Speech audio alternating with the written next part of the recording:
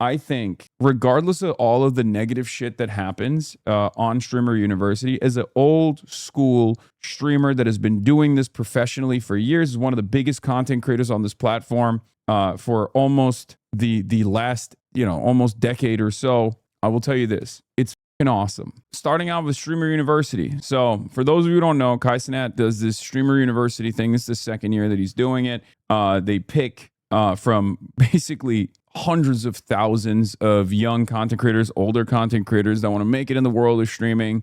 And he brings them together on a college campus that's on break. And then they all have their own phone cameras. They all have their camera person. Then they stream throughout the entire process. It's been going on for the entire week. It's the biggest thing on this platform. But of course, because this community is like completely removed from everything else that happens on Twitch, you probably are kind of oblivious to it. But I've been watching. There's some friends that are there as teachers. There's some people that I've collaborated with as like alumni that have gone there as well. One of the teachers is Ludwig. Valkyrie is another teacher. Sin is another teacher. Agent is another teacher. Some of these classes are actually like for memes. Some of these classes are pretty serious. There's always chaos. There's always drama when you put all of these different like major personalities together and a lot of younger people that are just simply trying to make it. Grandma's there as well. She's a librarian. That's awesome. And it's been actually very exciting and very cool.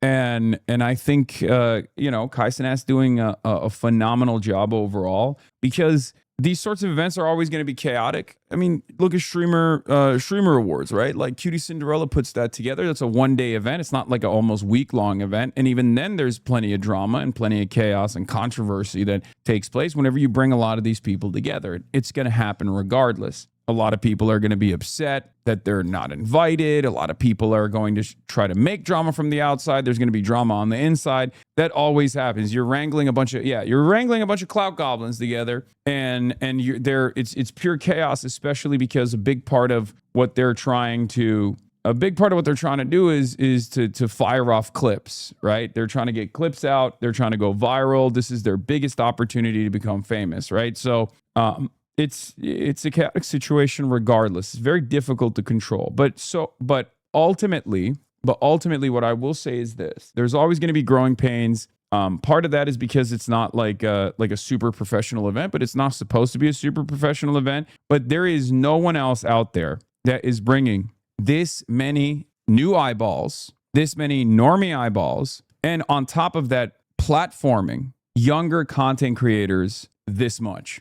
No one has the capability to do it. No one has the infrastructure to do it. No one has the bandwidth to do it. And Kai Cenat is the only person doing this. So regardless of your own personal feelings about him, he is actually unbelievably impactful. He is actually phenomenally impactful, and I think is a really, really positive figure for this space in general. A big part of why I also feel this way is because Streamer University is fairly diverse. The space, Twitch, was not always so diverse, right? Streamer University, on the other hand, is unbelievably diverse. As a matter of fact, I'd go so far as to say it's like an unapologetically black event as well. I know I sound like a super white guy when I say this, but I think that's a great thing, okay? That's a wonderful thing. That's a really, really cool thing to see. There are a lot of young black content creators that get platformed through this process, and it's a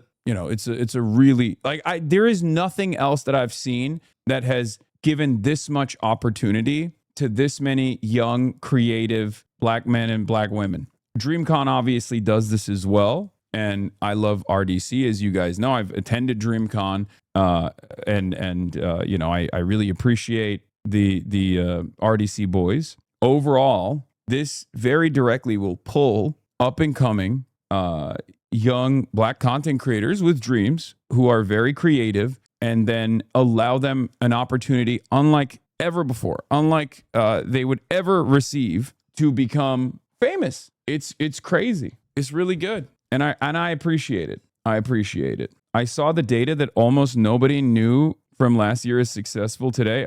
Wait, what? That's not true. There were plenty of people that were like already there were plenty of people who were on the up and up that went to Streamer University and became unbelievably successful. Are you kidding me? Arky, Yugi, there are so many people. Yeah, Paige. You just don't know about them. Yana. Yeah, there are like it's not going to be like every single person became like massive content creators. That's not how this works. It's a very top heavy platform in general, but there are so many content creators now that are like known figures in the space, mid-level content creators, and even larger content creators now that have really popped off in the process. Most people who debuted there don't have more viewers than they did before the event, at least according to the stuff I saw.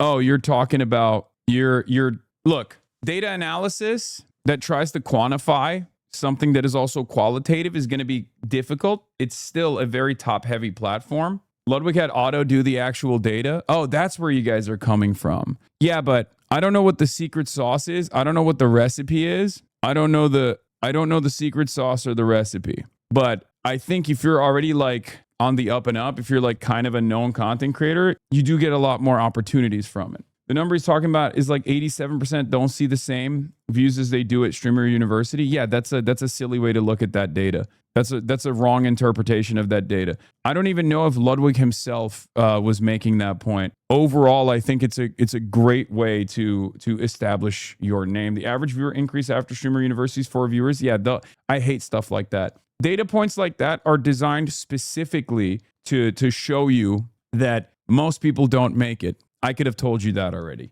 Okay, that's not what we're looking for here. Okay. Yeah, of course, most people don't make it, even when they get this opportunity. Yeah, but averages in that situation is dumb. It's a single platform analysis that's not going to give you the full scope of the information. There's all these other platforms that these guys exist on as well. There's buzz around them. If they have been able to seize on that opportunity or not is a whole different story. That's not the full story, though. Unless Ludwig's point was simply attending Streamer University is not going to cause you to become successful overnight, and you shouldn't take for granted all the additional views that you're getting during the Streamer University, then that absolutely makes sense. He's 100% right about that, okay? Which I suspect is the point he's probably trying to make. That it requires so much more consistency. It requires an unfathomable amount of consistency that most people don't have. It's what you make of this opportunity that matters. So data analysis, top-down data analysis like that is good for a broader point that he's making. If that's the point that he's making, I agree with it. But if the point he's making is like, oh, it doesn't actually help people, well, the reality of the matter is it does help every single person. To what degree it helps every single person is obviously limited. It's a zero-sum game for the most part, okay? Unless you're just like constantly bringing in newer audiences from the outside, like TikTok and other platforms, which is what Kai has done, which is what Keizo has done, which is what Jinxie did initially as well, and I think continues to do.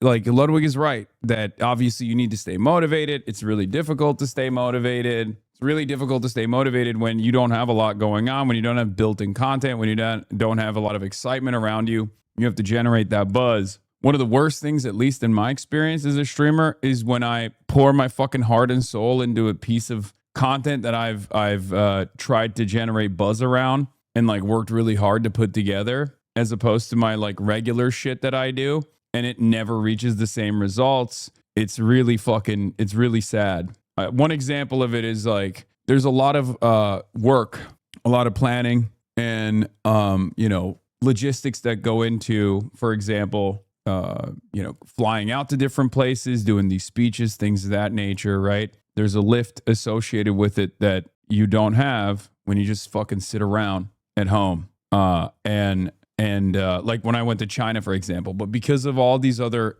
issues, because my audience simply wants me to do news, because my audience doesn't want, any IRL content, like people just don't watch. It sucks. It's discouraging.